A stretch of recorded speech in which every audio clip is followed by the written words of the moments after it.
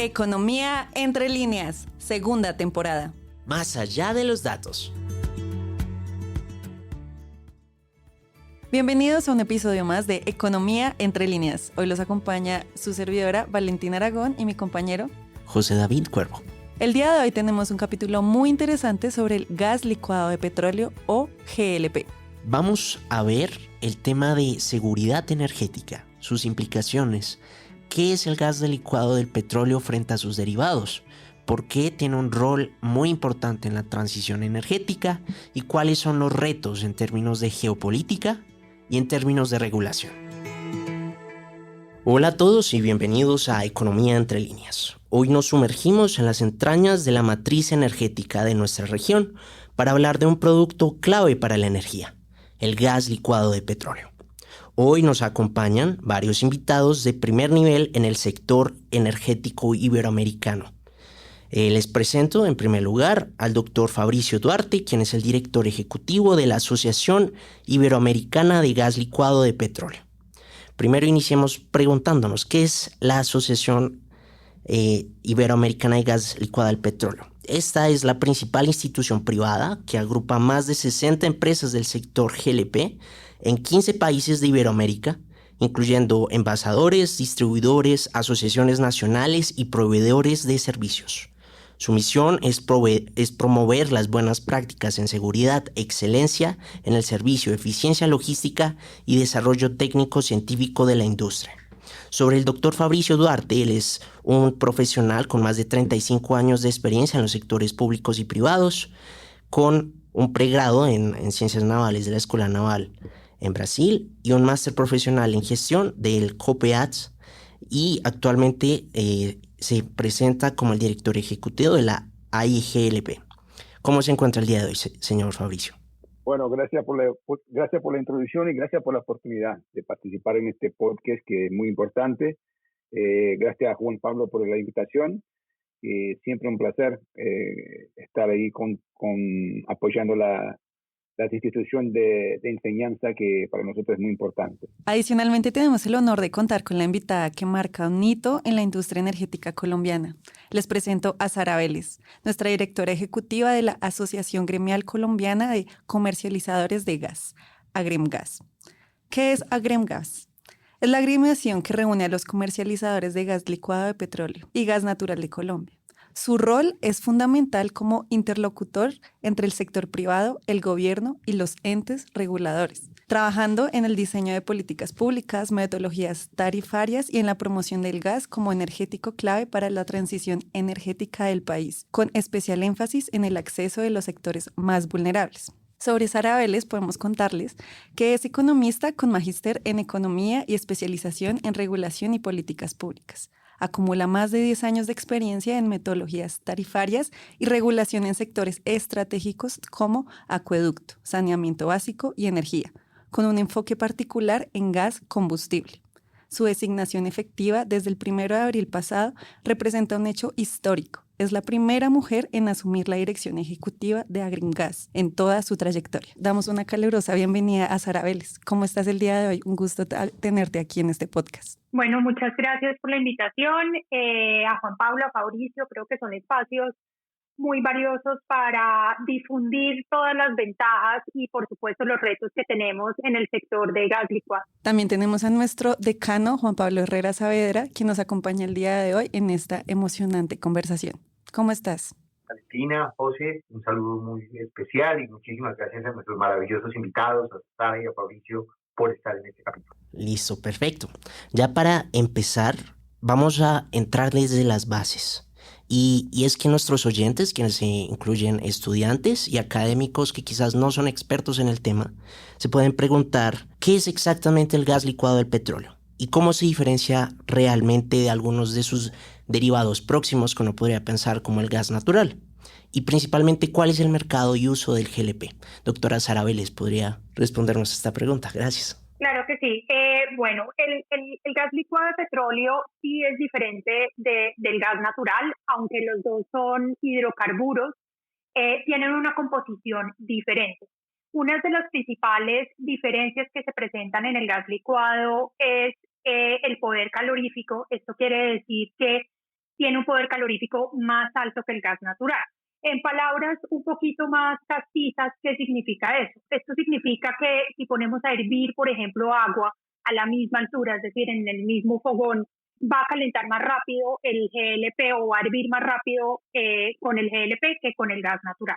Ese es uno de los principales diferenciadores. Y otro de los principales diferenciadores es su estado y cómo eso nos ayuda en la cadena logística. El gas natural necesita una infraestructura muy robusta para poder llegar hasta los lugares de consumo. Necesitamos ya sea plantas de regasificación en el caso de que estemos importando, y eso implica que el gas natural se debe licuar en el punto de destino, se transporta refrigerado y en el punto de origen se licúa, se transporta refrigerado y en el punto de destino se debe regasificar. Y además necesitamos una cadena de gasoductos que debe ser muy robusto y estaciones de city gates a las entradas de la ciudad.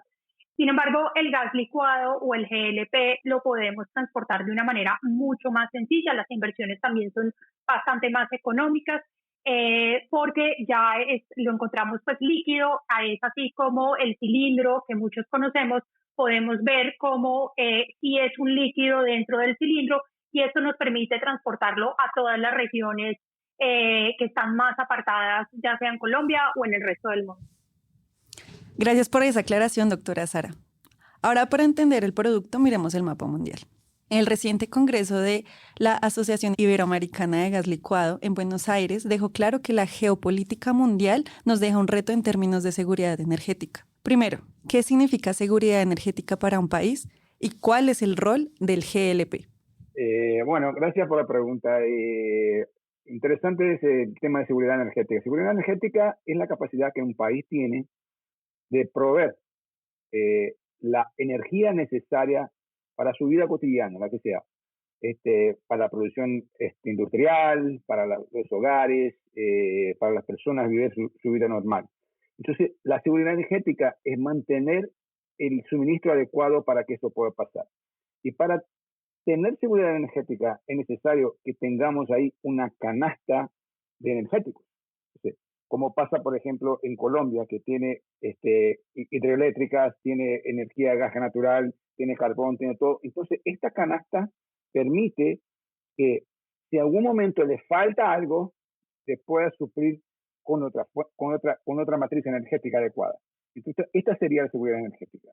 Es importante tocarle el punto de que el conflicto regional que estamos teniendo en el Golfo, en el estrecho de Hormuz, entre Irán y Estados Unidos, por el cierre del estrecho de Hormuz, ha empeorado mucho en términos de seguridad energética el mundo, porque por ahí, imaginás vos que pasan el 20% de todo que es gas natural, de gas natural licuado y GLP en todo el mundo. Entonces, imaginemos en Bogotá, por ejemplo, que 20% de la ciudad no tiene gasolina, por ejemplo. Una cosa muy sencilla, una comparación muy sencilla. Imagínate que en Bogotá 20% de la ciudad no tiene estaciones de servicio para proveer gasolina. Y todo el flujo de gente se va a las otras estaciones de servicio.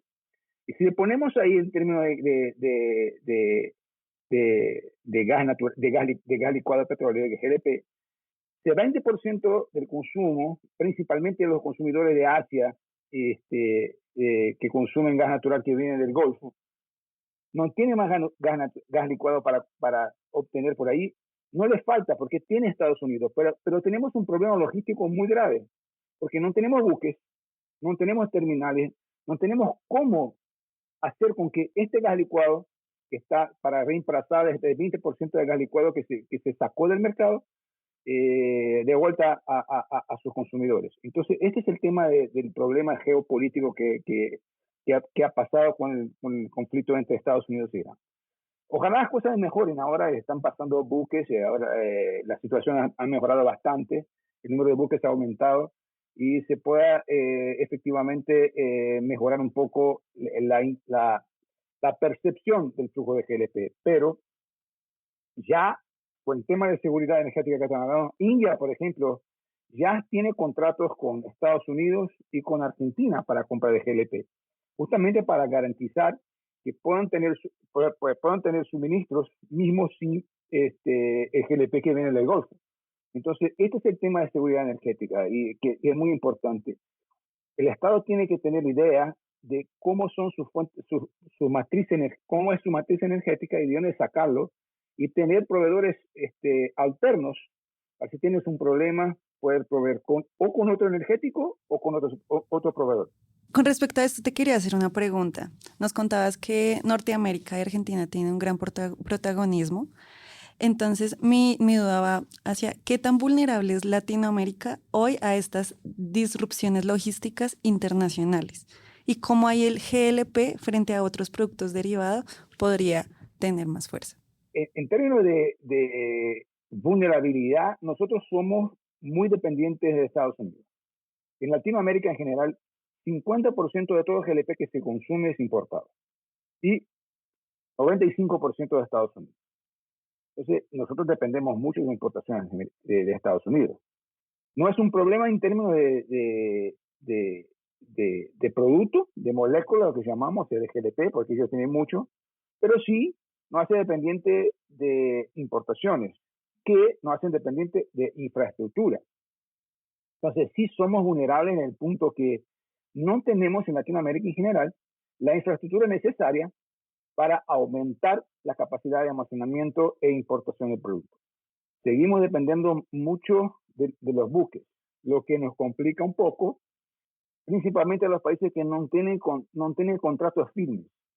Ejemplo, Chile importa cerca del 5% del GDP que produce, pero tiene contratos a largo plazo con los Estados Unidos, con la empresa de Estados Unidos. Entonces, cuando tuvimos la crisis del estrecho de Hormuz, prácticamente no fue afectado por eso. Perú, en otro lado, no tenían contratos a largo plazo y cada vez más dependen de importaciones. Entonces tenían que comprar spot. Compras de spot durante la crisis, imposible. 6 veces más caro. ¿Por qué? No tiene buques, no tiene terminales, los seguros de flete estaban altísimos. Entonces, esto fue un problema muy, muy grave en términos de seguridad energética para Perú. Entonces, en ese sentido, sí, estamos vulnerables de una forma general, justamente por falta de inversiones que tenemos, falta de inversiones en todos los países. Necesitamos más infraestructura. Pero en Latinoamérica tenemos el problema de la falta de seguridad jurídica y regulatoria. Esta certeza jurídica y regulatoria es fundamental para que se pueda hacer inversiones en infraestructura, que son inversiones de largo plazo, que se pagan en 30 años. Entonces, si una persona, si una empresa, un privado, no tiene la seguridad de que va a tener, va a estar respetada todos los contratos que hacen, no hace este tipo de inversión. Entonces, ese es un problema que tenemos en Latinoamérica. Y sí, en este sentido, estamos muy vulnerables, sea por falta de producto, porque importamos 50%, sino porque también no tenemos gobiernos que nos permitan a los privados hacer inversiones que suplan este problema de infraestructura que tenemos en general. Muchísimas gracias por su perspectiva, doctor Fabricio. Ahora, en el mismo sentido, hablando un poquito de la vulnerabilidad, doctora Vélez, ¿cuál es la perspectiva frente a Colombia? ¿Qué tan vulnerables hemos sido frente a estos choques externos? ¿Y cómo está la situación de seguridad energética en Colombia? Bueno, en GLP en Colombia tenemos una particularidad y es que el precio de suministro de GLP está atado a los precios internacionales desde el 2008. Eso quiere decir que pues siempre hemos tenido que absorber las coyunturas en el precio nacional, las coyunturas externas que pueden cambiar el precio en el Golfo y las debemos absorber en la coyuntura nacional. Si bien, como dice Fabricio, para Latinoamérica no hay una situación de abastecimiento como tal ante las diferentes situaciones de geopolítica que hemos vivido recientemente, sí lo que vemos es pues un incremento en el precio que debe trasladarse a los usuarios. Entonces, lo que vemos en suministro, es decir, el líquido GLP cuando llega a Colombia, y acá es importante aclarar que Colombia no es muy diferente de la región, como lo dice Fabricio, y aquí estamos importando cerca del 42% de todo el GLP que tenemos. Afortunadamente tenemos varias infraestructuras que nos permiten garantizar esa seguridad energética, pero no dejamos de ser vulnerables ante el precio. Desde febrero a junio de este año, el precio de GLP pues, subió un 71%.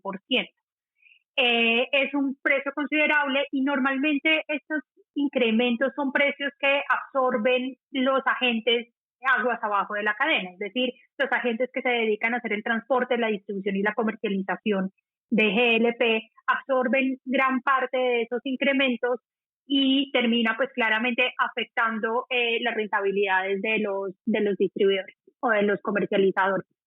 Respecto a seguridad energética, en GLP, como lo dije hace un momento, no estamos tan vulnerables. De hecho, nuestra infraestructura de GLP de importación nos permite atender la demanda sin ninguna afectación, pero lo que sí hemos visto es que en los últimos 5 años la oferta nacional de GLP, al igual que todos los otros hidrocarburos en el país, viene disminuyendo. Ecopetrol hace 6 años ofrecía cerca del 86% de toda la demanda de GLP.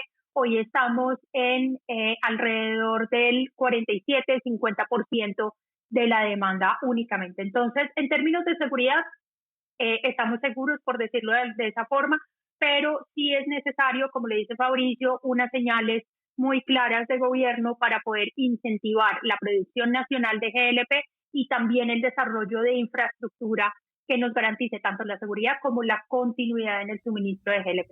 Aquí podemos notar cómo la vulnerabilidad y los conceptos como vulnerabilidad e infraestructura están tomando gran fuerza en esta conversación. Entonces quería no solo pensarla a nivel Colombia, sino en nuestros vecinos. ¿Qué está pasando con Bolivia, México y Venezuela, que son gigantes de producción de GLP y su producción viene en caída? Entonces me preguntaba hacia el doctor Juan Pablo. Nosotros como colombianos estamos listos para dejar de depender de los proveedores tradicionales de Latinoamérica y aquí ¿cómo se siente este declive a nivel regional? Gracias, Valentina, por tu pregunta. Yo de plano diría no, y no creería que ese sea el objetivo y la razón de ser energética en el corto plazo. Lo que sí podemos hacer es mirar qué es lo que ha pasado en los últimos años en materia de prioridades de política pública y en materia de agenda regulatoria. Y creo que eso nos puede servir muchísimo para mirar qué es lo que se debería hacer en los próximos años frente a lo aprendido y seguramente para no volver a cometer errores ya generados.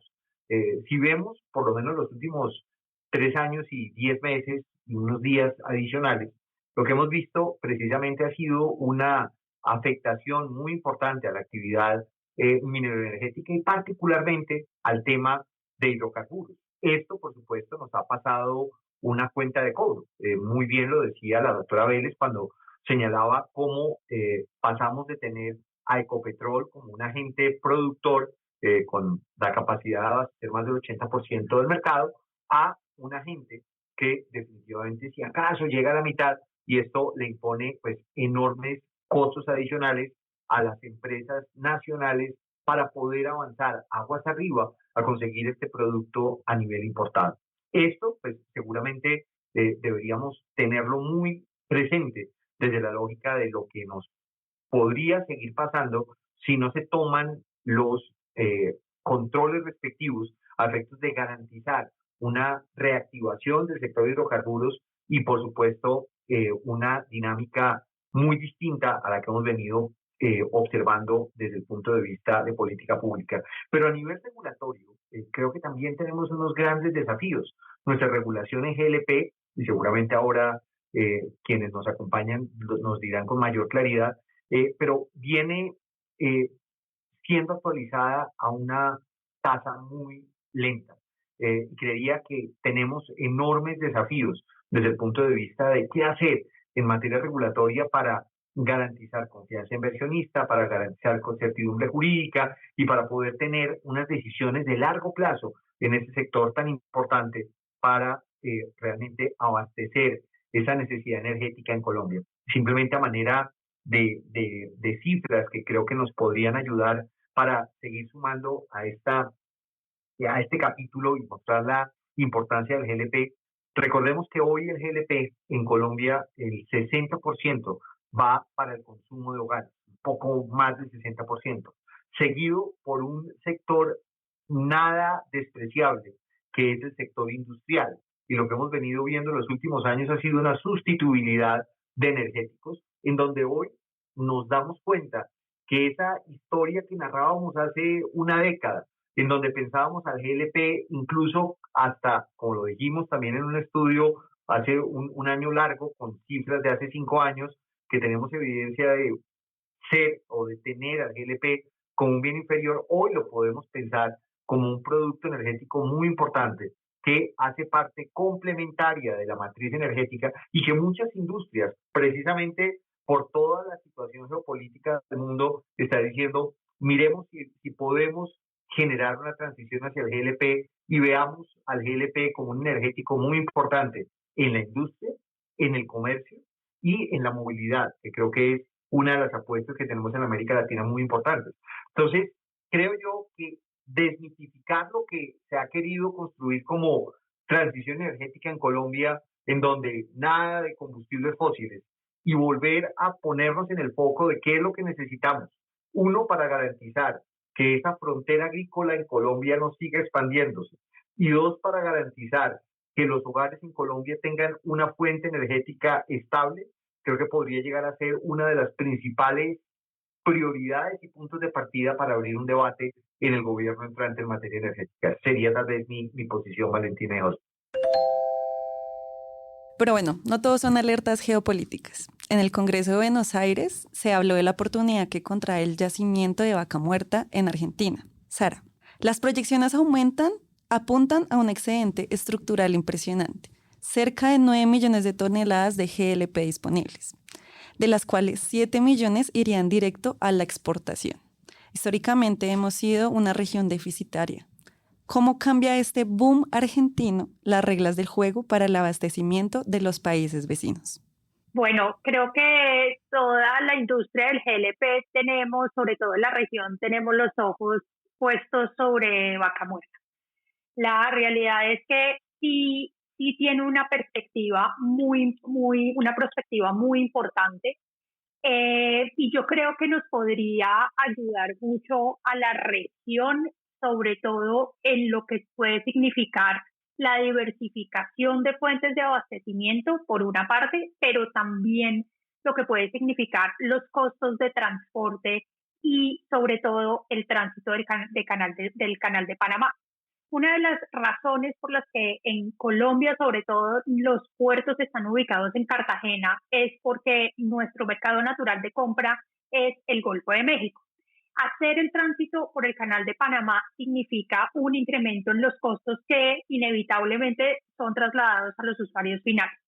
Tener Vaca Muerta nos puede permitir tener un puerto de importación en el suroccidente del país, es decir, en el Pacífico, o en Tumaco también podría ser una opción, para poder atender la región del suroccidente del país. El suroccidente del país no es un mercado pequeño en términos de GLP. De hecho, Valle del Cauca es el tercer departamento que más consume en todo el país GLP. Y Nariño está ubicado en el 5º lugar. Entonces, sí cambiaría, por supuesto, todas las dinámicas que nosotros tendríamos y como Colombia, pues de alguna forma estamos bendecidos con los dos mares, podríamos hacer la importación tanto por Cartagena como por el Pacífico. Sin embargo, en la región, ¿qué se ve? Pues que Argentina podría ser nuestro vendedor natural en la región. Con muchos países se puede conectar vía gasoducto y con muchos otros pues haremos el tránsito vía marítima. Ya para continuar, una pregunta para el doctor Fabricio, y es que siguiendo y entendiendo obviamente que esto es una oportunidad regional, una cosa que usted comunicaba en uno de sus artículos es que ya el problema no es sacar el gas de la tierra, sino moverlo. Antes usted nos estaba hablando acerca del problema de la infraestructura, todo el tema regulatorio que no ha permitido incentivar la inversión, sobre todo en términos logísticos. Me gustaría preguntarle al respecto, ¿cuáles son esas barreras específicas a nivel regional y qué implicaría una mejora o una perspectiva de gobiernos que de verdad quieran atender este tema tan importante? Bueno, eso es algo muy interesante porque en realidad lo que sería estabilidad. Esto sería la gran barrera que tenemos, estabilidad. Lo que tenemos hoy en Latinoamérica y lo que está pasando en este momento en Colombia. Un cambio de gobierno y se cambian 100% de todo. O sea, lo que ha pasado al gobierno anterior, al gobierno de Colombia que está hoy, gobierno Petro, si hubo un cambio en, en las acciones que generó la situación que tiene Colombia hoy en términos de seguridad energética y de falta de GDP y falta de gas natural. No, fueron decisiones del gobierno. Y estas decisiones que generan inestabilidad económica, inestabilidad política y inestabilidad económica. Entonces, las barreras que tenemos hoy en Latinoamérica son básicamente la falta de estabilidad política para percibir, mismo, mira, veamos el ejemplo de Argentina. Argentina hoy tiene el boom que tiene el yacimiento de vaca muerta, pero todavía tenemos dificultad de conseguir empresas que hagan inversiones con IPF. O sea, tuvimos el ejemplo, Shell ingresó con inversión, salió. Después vino BP, salió. Ahora vino Petronas, salió. Y está pasando ahora con... Hay interés, claro que hay interés, pero hay muchas preocupaciones con la continuidad de la estabilidad política para hacerlo. Claro que Argentina ha hecho su lección de casa y estableció un régimen de inversiones que garantiza inversiones en vaca muerta, pero hay mucha preocupación con los privados porque estamos hablando de 1.000 millones de dólares ahí. No estamos hablando de poca plata, estamos hablando de 10.000 millones de dólares. Entonces, son inversiones que necesitan ser para sacar, es todo GLP, todo es gas natural de vaca muerta y llevarlo a Bahía Blanca, a otros puntos, a Neuquén, a otros puertos para sacarlo por buques, o mismo llevarlo por ductos, por tuberías hasta Chile. Ya existen, que es una oportunidad, como comentó Sara, que se llevan gas natural o GLP a Chile por tubería, se puede exportar desde Chile a Perú, se puede exportar a Colombia. Entonces, este tipo de inversión son inversiones costosas. Entonces, la barrera que tenemos hoy para hacer inversiones es básicamente estabilidad. Una garantía que el privado tenga que voy a poner 10.000 millones de dólares y que en 20 años, claro, con toda la inversión que vamos a poner, en 20 años esto se va a pagar, en 30 años se va a pagar, pero no tenemos 30 años de estabilidad de gobiernos y cuando entra otro gobierno, como ahora casi tuvimos un cambio de gobierno en Perú, la propuesta que tenía el gobierno que no ganó las elecciones del senador Castillo, eran propuestas muy complicadas para los privados. Entonces, esto es lo que miran de afuera los privados que tienen plata, empresas grandes que quieren hacer inversiones para sacar el problema que tenemos de infraestructura. Entonces, cuando se miran que los cambios de gobierno pueden cambiar absolutamente todo lo que es la estabilidad regulatoria, la estabilidad jurídica, se queda muy complicado hacer una inversión para un gobierno que se termine en 4 años de algo que se pague en 30. Entonces, creo que hoy la barrera que tenemos es una estabilidad, garantía de estabilidad. Esto nos falta a todos, ¿viste? Brasil, Argentina, Chile, Colombia, México, todo. Nos falta entender que hay cosas que tenemos que hacer como políticas de Estado. Salud, educación, infraestructura, son políticas de Estado. No importa si el gobierno de derecha, izquierda, tenemos que entender que si estamos caminando hacia el rumbo norte. Si vamos con 030 o con 330, no importa, más a derecha, más a izquierda, pero caminamos hacia el norte. Estamos caminando a una dirección. Es importante tener una idea para hacer. Entonces, la barrera que tenemos es esta, estabilidad. Si tuviéramos garantía de estabilidad, podríamos tener inversiones que nos generarían toda esta ganancia de infraestructura que necesitamos justamente para sacar gas de vaca muerta, para decidir, para garantizar seguridad energética, para tener almacenaje, para garantir 30 días de GLP, porque hoy no tenemos cómo hacerlo. Hoy hay mercados, por ejemplo, que el suministro le queda 3 días en países como, en partes de Brasil, 3 días de GLP. 3 días.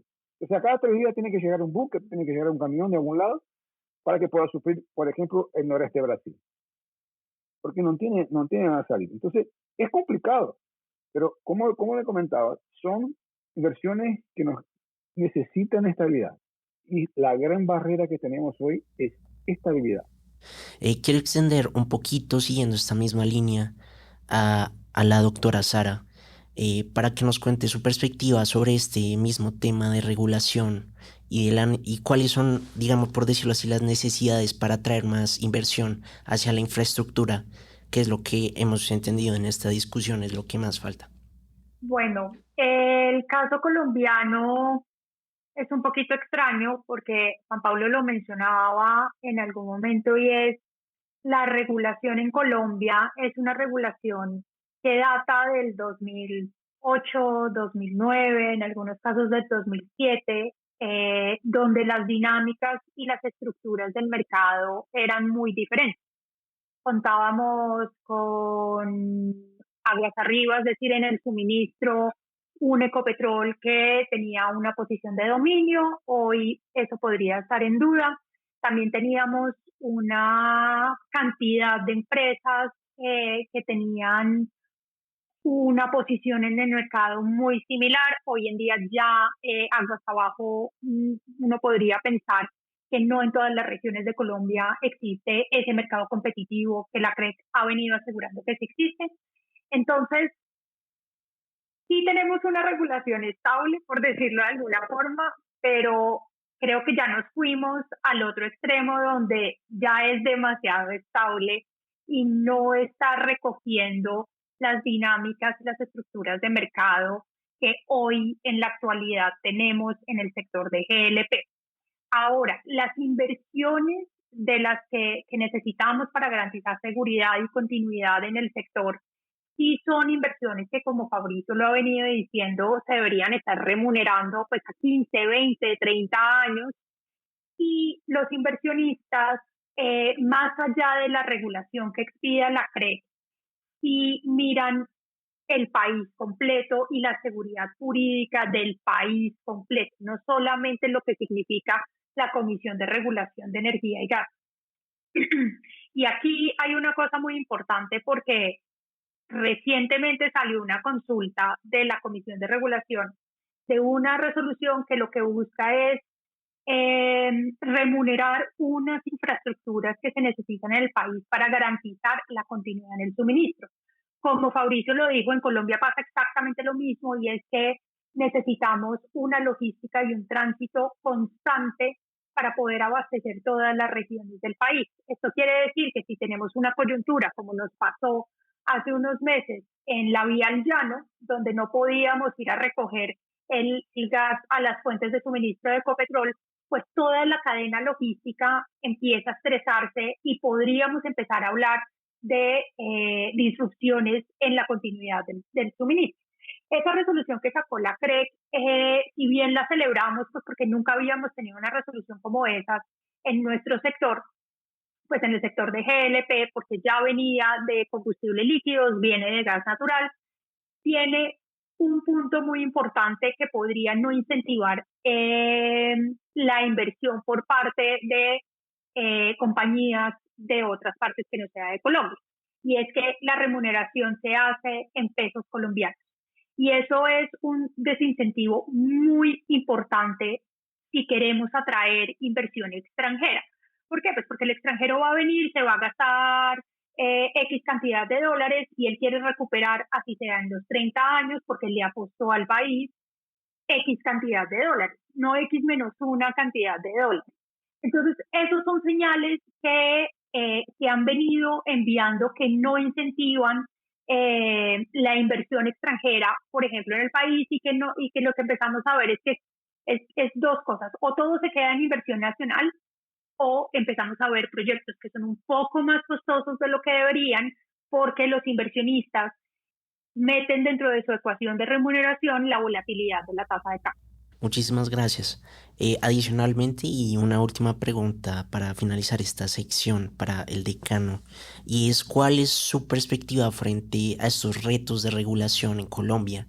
¿Y cuál cree que debería ser, por decirlo así, el focus de la discusión en términos de regulación para actualizarse? Primero que yo diría es, necesitamos una CREC mucho más comprometida con este sector. Creo que se han dado pasos interesantes, se ha abierto una discusión sobre sandbox regulatorios en GLP, lo cual pues uno diría, qué bueno que por lo menos se tenga esa metodología de aproximación a los temas de comercialización y distribución en GLP y ojalá que de esos trabajos se puedan extraer regulaciones que promuevan competencia, promuevan inversión, promuevan nuevos jugadores y den confianza inversionista, como bien lo señalaba Fabricio en su intervención, y por supuesto Sara. Pero más allá de eso, creo yo que es importante también pensar que la regulación que se esté diseñando tenga una vocación de permanencia, que no esté en ese péndulo oscilante de los gobiernos de turno y que efectivamente podamos contar con reguladores cada vez más comprometidos con este sector. Creo que en Colombia, de manera inconsciente, hemos dejado al GLP como un energético residual cuando realmente es uno de los energéticos más importantes dentro del país, que le genera muchas más oportunidades para generar y romper trampas de pobreza, para lograr generar inclusión social, eh, en fin, es decir, si hay un energético en Colombia en el cual uno podría apostarle una alternativa para garantizar la mejora del bienestar general, especialmente los más desfavorecidos, en aquellas zonas del territorio en donde infortunadamente nuestro sistema interconectado no llega, es el GLP. Y por eso creo que los reguladores deberían tener el radar a este energético como algo muy importante. De acuerdo. Muchas gracias por sus intervenciones. Son muy valiosas e enriquecedoras para esta conversación en materia de regulación que creo que nos compete a todos aportar desde nuestras disciplinas. Seguimos con el bloque número 3. Entonces, en esta sección lo llamamos el debate regulatorio, modelos de marca versus populismos de precios. Entonces voy a arrancar con una pregunta para Sara. Vamos a empezar. Pues ya tocamos un poco lo que son las oportunidades, vamos a ir hacia los retos. El balance del sector nos muestra que para que haya inversión en esta infraestructura es necesaria para el GLP, se necesitan nuevas reglas de juego, como nos mencionaba Sara hace un momento. En algunos países se ha intentado vender como modernización ideas como el llenado fraccionado o remoto de cilindros. Sara, el modelo basado en la marca grabada en relieve en el cilindro es un estándar internacional de seguridad. ¿Por qué flexibilizar esto o permitir cilindros huérfanos? Es un peligro inminente para el consumidor. Bueno, Valentina, como lo dices, la marca, la propiedad de la marca, que es un modelo mundial, y genera varias cosas muy importantes. Lo primero es la responsabilidad sobre la infraestructura. Es decir, si yo tengo mis cilindros, en un esquema de marca, yo debo ser responsable por la seguridad de mis cilindros, que las válvulas funcionen bien, la integridad del cilindro y el contenido del cilindro. Pero eso significa que cada empresa que tiene cilindros debe hacer una inversión en sus activos. Y a diferencia de muchos sectores, y no solamente de sectores energéticos, sino de sectores de la economía, los activos que tienen las compañías son activos movibles y activos que se le prestan a los usuarios. Eso genera un riesgo, pero genera, pues como lo estaba diciendo, una serie de inversiones y un esfuerzo económico por parte de las empresas. Permitir el llenado fraccionado, como la discusión que se viene dando en Brasil, yo creo que no es adecuado, al igual, porque empieza a generar muchas dudas sobre la cantidad que tiene el cilindro, sobre el derecho de los usuarios, sobre la propiedad de los cilindros también. Y como los cilindros son activos que tienen los usuarios, en realidad de lo que estamos protegiendo cuando hacemos un esquema de marca es la seguridad de los hogares y de la ciudadanía en general. No hay nada más peligroso que tener en la casa en la que uno duerme un cilindro que no esté en condición, un cilindro que no es legal, un cilindro que no sabemos si cumple con toda la normatividad técnica y que puede ser usado en nuestras casas. Entonces, es por eso que nosotros somos muy enfáticos en la legalidad y en la formalidad del sector, porque los cilindros, nosotros dormimos con cilindros en las casas y no tenerlos de forma adecuada significa un riesgo para toda la ciudadanía, no solamente para quienes tienen el cilindro en sus hogares, sino también para quienes los transportan o quienes los manipulan. Ya pasando de ello, una pregunta para el doctor Fabrizio acerca de políticas regulatorias, en particular el caso de México que usted mencionaba en un artículo, donde allí se implementó una prolongada política de control artificial de los precios que, según sus datos, ha asfixiado la industria, dado que la tasa de distribución cayó casi más de un 50% y que el resultado fue no solamente en el cierre de decenas de plantas, pérdida de empleos y el crecimiento de lo que llamamos el mercado ilegal o narcotanques. ¿Qué lección nos deja el caso de México para intentar no necesariamente lo llamamos populismo de precios, pero entender que de cierta manera el control de precios puede tener sus beneficios, pero también puede tener sus riesgos si se hace de manera prolongada? ¿Qué lección nos da México, doctor Fabricio? Bueno, déjame acordar de un comentario que hiciste. Yo no creo en ninguna manera que el control de precios tiene algún beneficio, ¿no? Ningún beneficio. El mercado libre siempre es la mejor solución. Si le permite que a los privados se hagan que compitan por el cliente, siempre es la mejor manera. Controlar precios siempre va mal, artificializa el precio y no soluciona el problema. Como comentabas realmente que es el populismo de precios. El GLP, hay que entender que el GLP es una commodity global. Mira, compramos 50%, ya hablamos antes, 50% de GLP en Latinoamérica es importado. Tenemos el evento de Colombia ahora, 42% se importó. Se importa a precios de Mont Belvieu, que es un precio commodity internacional. Entonces, controlar el precio no va a bajar el precio de Mont Belvieu. Igual, tengo que sacar de Mont Belvieu, poner en un buque, traer el buque desde el Golfo de México hasta Cartagena, bajar el producto en Cartagena a un tanque, de un tanque a un camión, llevar este camión hasta Pasto Nariño. No hay cómo, para entender eso, la logística de eso es muy complicada y es muy cara. Entonces, el producto es siempre, cuando controla el precio, lo que está haciendo es que está acortando la plata de inversión a toda esta infraestructura que recién comenté que pasa, toda la parte logística. Entonces, si yo no puedo tener utilidades con el producto que estoy comercializando, tengo que decidir, bueno, sigo comercializando, cierro la planta, salgo de negocio, pero la primera manera que voy a hacer es voy a empezar a bajar los estándares de seguridad, de mantenimiento, para mantener que sea rentable el negocio. Entonces, ese es el tema. Cuando controlas el precio de forma artificial, el primero que sufre es el consumidor, porque va a tener un producto que no tiene garantía de que el mantenimiento está adecuado, que toda la inversión que se hace en seguridad, que es cara, pero no se puede sentir de forma inmediata, se baja.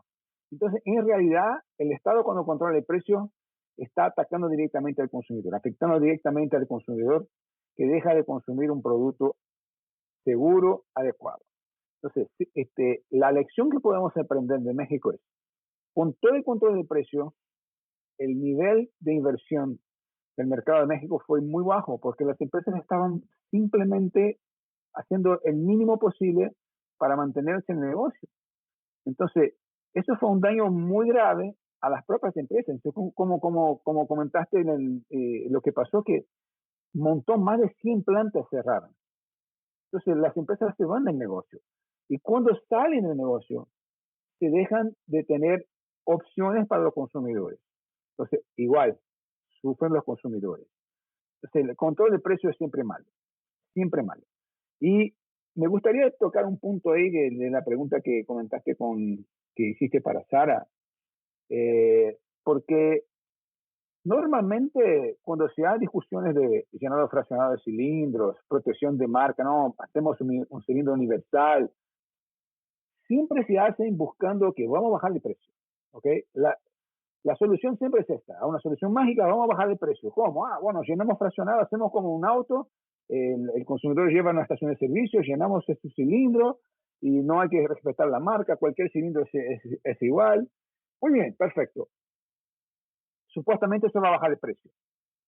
Me gustaría mostrar, porque no tengo cómo mostrarlo, este proceso de llenado fraccionado y que cualquier cilindro es universal, o sea, las marcas no son respetadas, se empezó en Paraguay en 2005, ¿ok? Supuestamente para bajar el precio. Desde 2005 hasta hoy, el precio de GLP en Paraguay ha subido igual Monberry, no ha bajado. El cilindro de 13 kilos en Paraguay cuesta el mismo valor que cuesta en Brasil, que nunca no ha controlado precios y sigue con marca protegida y sin llenado fraccionado. Lo que sí se puede hacer es que el consumidor va a una estación de servicio, llenar su cilindro con 3 kilos, con 4 kilos y paga menos que 13 kilos, claro. Pero el precio por kilo es más caro. No hay cómo. Vas al supermercado, compra 1 kilo de arroz y 1 kilo, y vas al supermercado, compras 5 kilos de arroz. Te garantizo que el paquete de 5 kilos de arroz es más barato. Porque es escala, no es cómo. Es igual. ¿Por qué lo ves? Es un efecto económico. Se gana con escala. Por supuesto que se gana con escala.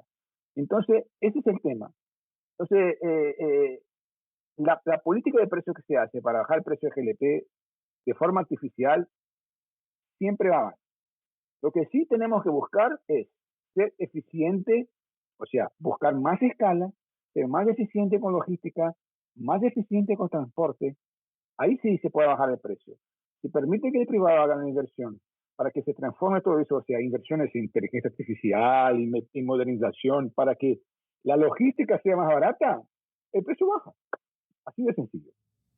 Listo, ya ahorita vamos a empezar a ir cerrando este podcast tan interesante en el cual hemos aprendido bastante. Yo quería hacer una pregunta muy relevante ¿y el GLP en Colombia ya rompió por completo el mito de que solo es la bombona para cocina rural? Hoy vemos que el crecimiento del 4.6 en redes domiciliarias como Tolima, Huila y Nariño, el auto GLP ya opera en las principales ciudades y el precio de gasolina lo hace súper competitivo. Pero lo que nos vuela la cabeza aquí es que Nauti GLP. Entonces, Sara, cuéntanos de este impacto. Pescadores de Tumaco ahorrando en 40% en combustible y una red fluvial de 3.000 kilómetros que atiende a más de 2.400 embarcaciones del país. ¿Este es el verdadero rostro de la transición energética regional? Valentina, por supuesto que sí. El GLP es un producto demasiado versátil que puede apoyar la transición energética en todos los segmentos y en todos los lugares del país. Lo acabas de mencionar con el Nauti GLP en una actividad pues que hacen en Tumaco, donde estamos cambiando la gasolina de las pequeñas embarcaciones por el GLP. Se puede hacer en la movilidad, los vehículos en los vehículos también podemos hacer una conversión para que se cambie la gasolina por el GLP. Y hay otro uso, hay un par de usos más que son muy interesantes. El primero, Juan Pablo lo mencionó hace un momento, y es las zonas no interconectadas. Las zonas no interconectadas son aquellos caseríos o municipios que no están conectados al sistema interconectado nacional de energía eléctrica. Eso quiere decir que tienen que generar su propia energía.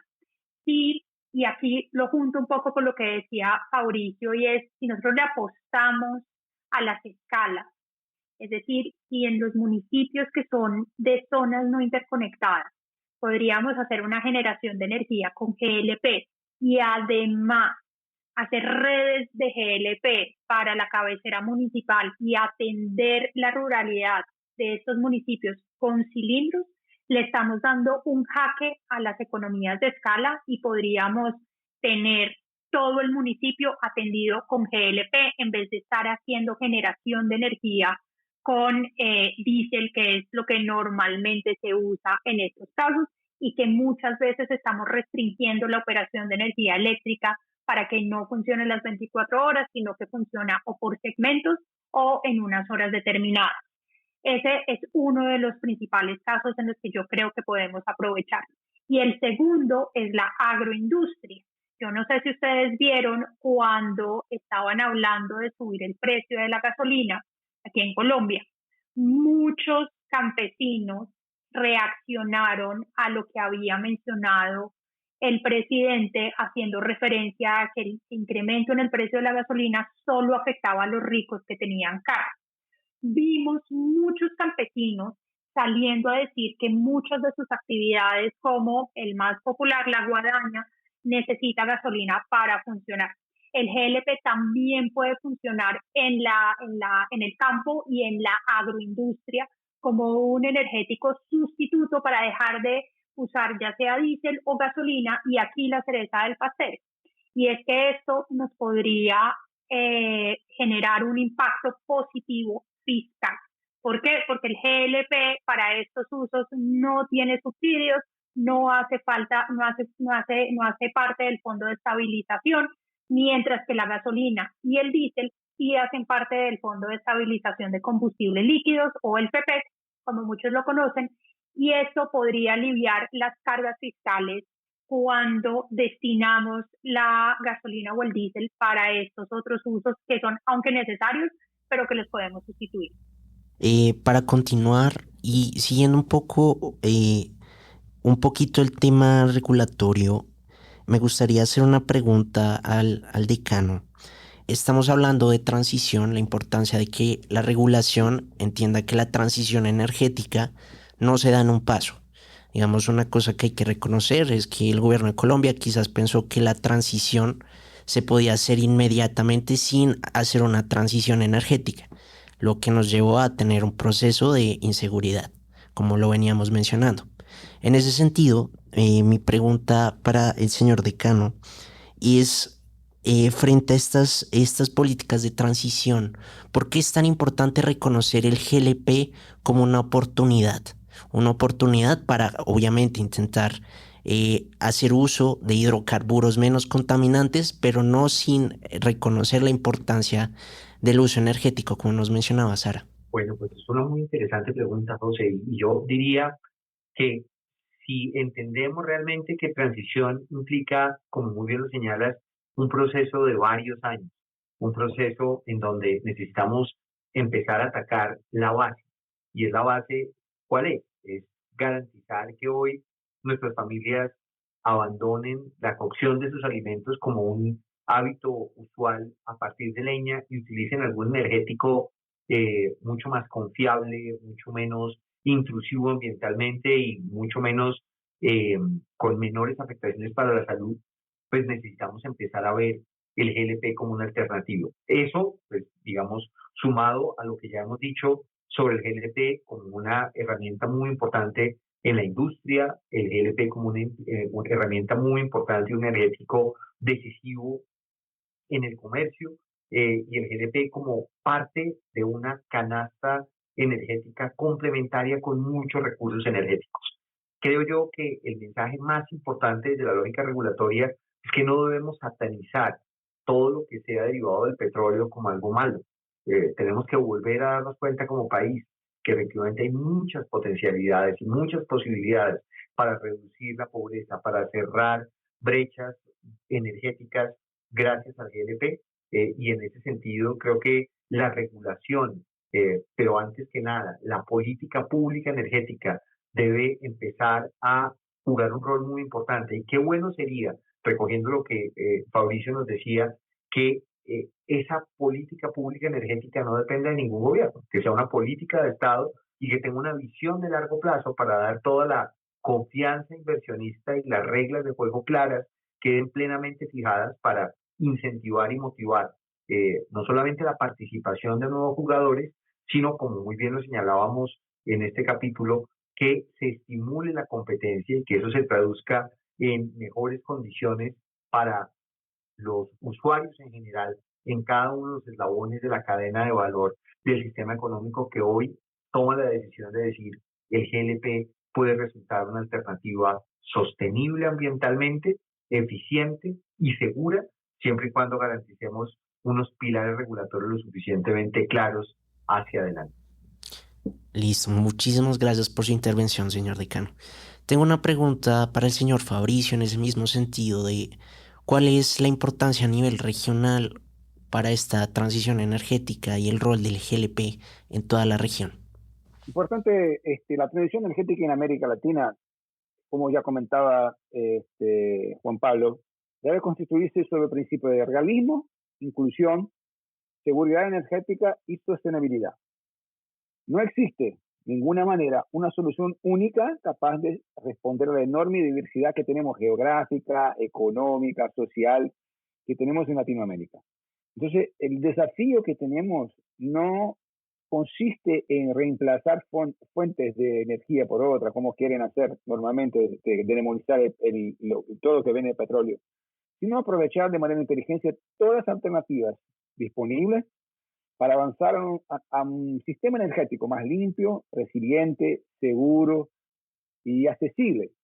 Y en este contexto, el GLP es fundamental. Tiene una posición estratégica. Es un combustible de bajas emisiones, en comparación con otro combustible de uso doméstico y productivo.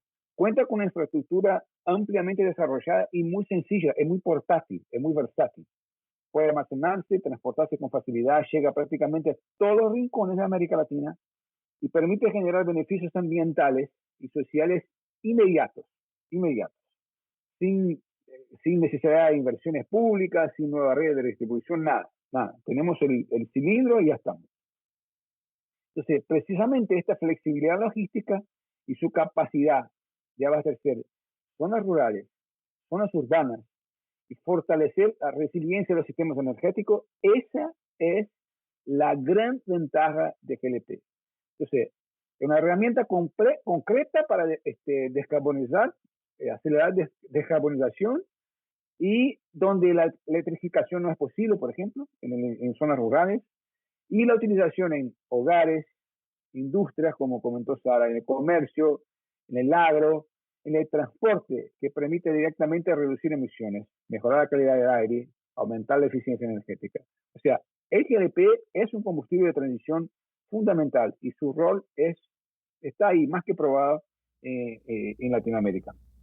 Ya cerrando este bloque y ya a punto de finalizar, quiero hablar acerca de una paradoja política y social colombiana, que es la situación de la deuda con respecto a los subsidios de GLP.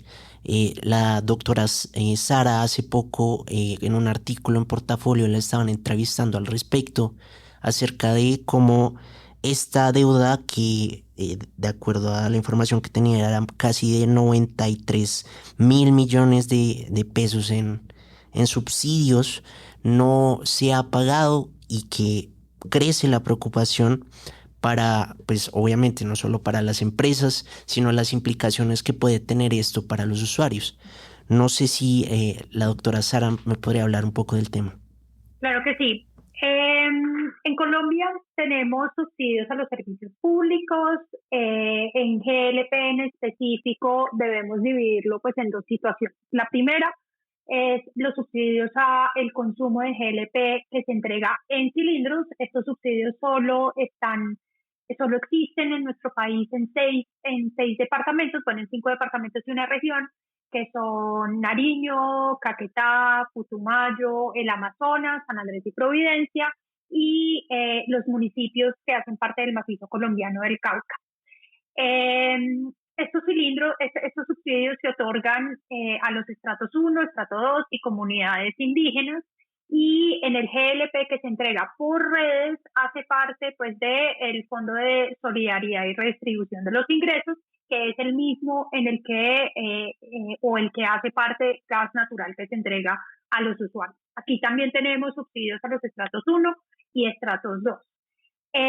Estos subsidios, ¿cómo funcionan? De acuerdo con la ley 142 del 94, y es que se establece que debe ser un descuento a la factura final al usuario. Es decir, si tenemos un servicio que en GLP Cilindros pongamos un cilindro que cuesta 80.000 pesos, pues el usuario de estrato 1 pagaría únicamente 40.000 pesos, que corresponde al 50% del subsidio al que tiene derecho. ¿Eso qué quiere decir? Eso quiere decir que la empresa debe asumir los otros 40.000 pesos de su caja, mientras el gobierno nacional les hace la transferencia pues de estos recursos que tienen pues un procedimiento. Esas son las deudas que nosotros estamos teniendo y que estamos presentando al prestar el servicio público. Y aquí tenemos varias cosas muy importantes. En GLP Redes o en gas combustible por redes se estima que el 60% de los usuarios son estrato 1, estrato 2. Pero si miramos únicamente GLP por redes, el 95% de los usuarios son estrato 1 y estrato 2. ¿Qué quiere decir esto? Quiere decir que aproximadamente el 45% de las ventas que hacen las empresas de GLP por redes corresponden a subsidios que debe el gobierno. Es decir, si uno vende 100 pesos, quiere decir que 50 todavía no me los han pagado. Y eso mes tras mes. En gas combustible por redes estamos hablando de más o menos unos 110.000 millones de pesos cada mes que pasa, significa eso en subsidios que debe el gobierno. Aquí no hemos tenido pagos desde el último trimestre del año pasado y no se han empezado a hacer los pagos correspondientes a lo que se ha causado la vigencia del 2023. En GLP Cilindros, cada mes que corre, es decir, terminamos un mes, acumulamos una deuda de 9.000 millones de pesos. Quiere decir que ahorita, pues, de hecho, recientemente esta mañana sacaron unas nuevas resoluciones, pero de la resolución al pago, pues, hay un tiempo. Tenemos pendientes pagos desde febrero de este año. Entonces, la situación es crítica. ¿Qué deben hacer las empresas? Las empresas, como empiezan a tener atrapada una gran proporción de sus ventas por la falta de pago de los subsidios, lo que hacen las empresas es que muchos van y se endeudan en la banca comercial. Esto implica que que los créditos que usan son créditos comerciales con tasas comerciales. Y todos sabemos en este país cómo están las tasas de interés a las que pues, están prestando la banca comercial. ¿Y en qué se traduce eso? Se traduce inevitablemente en un servicio más costoso a los usuarios. Y ese es el llamado que nosotros hacemos, porque si podemos tener un flujo en el pago de los subsidios que funcione tanto para las empresas como para el Estado, podríamos disminuir el endeudamiento y, por tanto, pues trasladarle ese beneficio a los usuarios finales. Muchas gracias, Sara, por esa intervención en este largo camino que hablamos del GLP y todos sus matices, desde regulación e infraestructura hasta subsidios y precios. Pues agradecerles mucho por acompañarnos el día de hoy en el podcast Economía entre líneas. Mi compañero José quiere hacerles una última pregunta para analizar su perspectiva y su experiencia con nosotros. Listo. Como última pregunta para nuestros honrados invitados, ¿qué mensaje le dan a la academia y a la sociedad civil acerca de la importancia del GLP para la vida, su vida diaria y el futuro de lo que hablamos de seguridad energética? Pueden darnos un minuto de respuesta. Iniciamos con el decano. Bueno, yo lo primero que tendría que decir es que desde la academia tenemos un enorme desafío, y ese desafío es poner al GLP como un punto de referencia para ser estudiado con profundidad. Es decir, muchas veces en nuestras facultades de economía diría yo, del país, y me atrevería a decir incluso de América Latina, poco o nada estamos concentrados haciendo estudios directos sobre el GLP. Y yo creo que es una oportunidad muy importante que como comunidad académica, digamos, podemos sentarnos a estudiar, podemos hablar sobre el GLP, podemos difundir las bondades que puede llegar a tener este energético y cuáles son los desafíos regulatorios y de política pública que tenemos. Allí creo que hay un eslabón muy importante en donde creo yo que como Facultad de Economía de la Universidad Externado de Colombia tenemos un importante desafío. Listo, continuamos con la doctora Sara Vélez. Bueno, el GLP usualmente o en muchos casos se confunde a veces con el gas natural, a veces se confunde con la gasolina, con el diésel, y yo creo que tenemos que explotar esa confusión de alguna forma. ¿Por qué? Porque el GLP puede hacer lo que hace el gas natural y el GLP puede hacer lo que hace la gasolina o el diésel en muchísimos casos. En el caso colombiano, el GLP ha sido el energético confiable que ha estado presente ante la coyuntura y ante el desabastecimiento que se viene sufriendo en gas natural. Eso solo demuestra que somos un energético confiable y demuestra que nos ganamos nuestro papel en la transición energética. Yo creo que tenemos una responsabilidad muy importante y es de seguir resaltando cuáles son las ventajas del GLP y es momento de que el GLP esté como tenga un rol protagónico en la transición energética. Listo, muchísimas gracias. Finalizamos con el doctor Fabricio. Bueno, como hablaba Juan Pablo, creo que de una perspectiva académica y económica, creo que mi mensaje sería reforzar la importancia económica de GLP para América Latina, porque es una cadena que moviliza miles de millones de dólares de inversión, genera millones, cientos de miles o millones de empleos directos e indirectos, todavía estamos trabajando en eso, y sostiene una red increíble de pequeñas y medianas empresas dedicadas al almacenamiento, transporte, distribución, mantenimiento de instalaciones, servicios técnicos, o sea, un sector dinámico que dinamiza las economías locales, que es muy importante.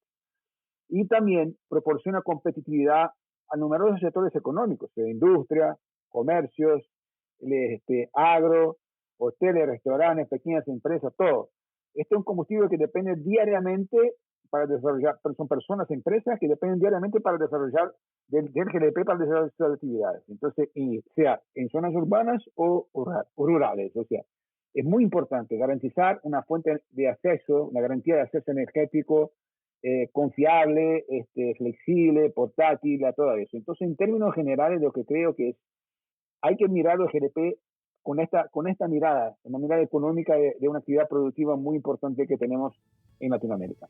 Bueno, para terminar, agradecerles mucho abrir esta conversación con nosotros, con nuestra casa de estudios, la Universidad Externada de Colombia, con nuestro podcast Economía Entre Líneas. Estamos muy honrados de su presencia acá y que pueda compartirnos su conocimiento con nosotros. Listo, eso sería todo por el día de hoy. Muchísimas gracias de verdad por la conversación. Siento que fue muy interesante. Sí, sin duda. Sara, muchas gracias. Fabricio, muchas gracias. Un honor tenerlos con nosotros. Esperamos tener muy pronto ese capítulo y poderlos compartir para empezar a socializar estas reflexiones que han quedado aquí plasmadas. Gracias por el tiempo, un abrazo gigante y estamos en comunicación. Y gracias, José Valentín. A ustedes, muchísimas gracias por la invitación. Listo. Gracias. Esperamos verlos en próximas oportunidades por acá. Este episodio ha sido grabado en los estudios de la Universidad Externado de Colombia y editado en el programa Hindenburg Pro.